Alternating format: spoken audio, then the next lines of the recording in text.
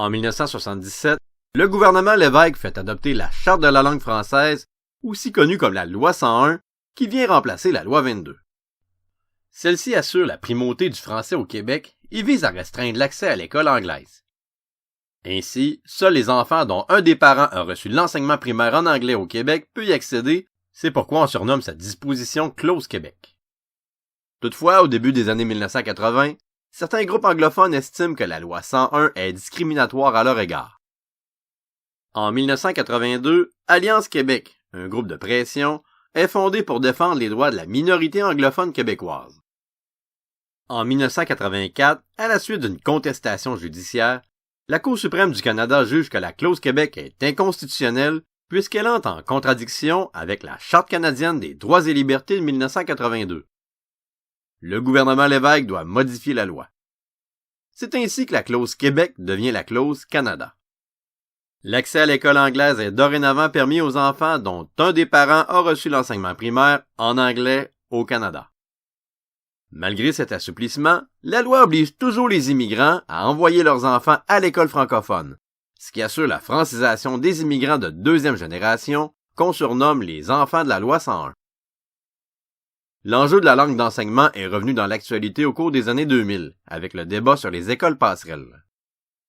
En fait, certains parents ne répondant pas aux critères de la clause Canada ont profité d'une faille dans la loi 101 permettant d'envoyer leurs enfants dans des écoles privées anglophones non subventionnées par l'État pendant quelques mois, pour ensuite les intégrer légalement dans le système public anglophone.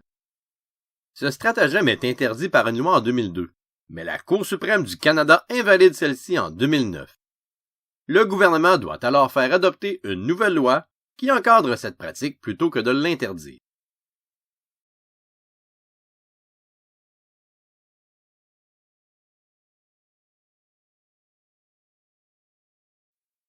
Des dispositions de la loi 101 quant à la langue d'affichage sont aussi contestées devant les tribunaux durant les années 1980.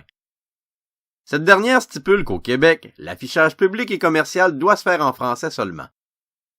En 1988, la Cour suprême du Canada déclare nulles ces dispositions qui contreviennent à la Charte canadienne des droits et libertés.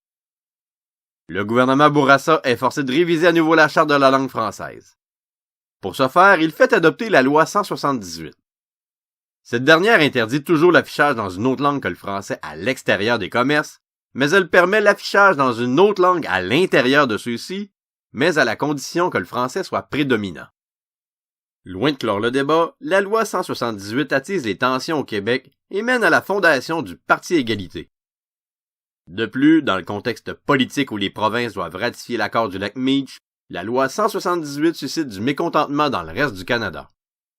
C'est principalement l'utilisation, par le gouvernement Bourassa, de la clause nonobstant qui provoque la colère des autres provinces.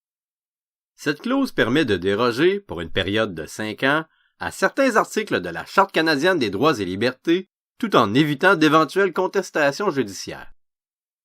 En 1993, au terme du processus prévu avec la clause nonobstant, la loi 178 est révisée par l'adoption de la loi 86.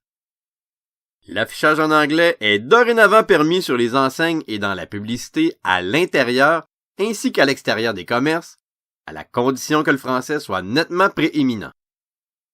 Depuis, sans nécessairement plaire aux nationalistes et à la minorité anglophone, la loi 86 amène au Québec une paix linguistique relative. Malgré quelques remises en question ponctuelles, la loi est encore en vigueur aujourd'hui.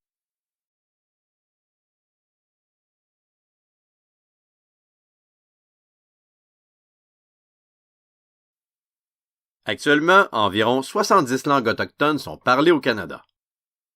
Pour plusieurs, le faible nombre de locuteurs rend la survie incertaine. En 2016, 40 d'entre elles étaient parlées par 500 personnes ou moins. Cette situation s'explique par les mesures assimilatrices adoptées dans le passé, comme la loi sur les Indiens et le système des pensionnats, qui avaient pour objectif de les assimiler. Ces mesures ont eu un effet dévastateur, puisqu'un grand nombre d'Autochtones et d'Inuits ont abandonné leur langue au profit de l'anglais ou du français.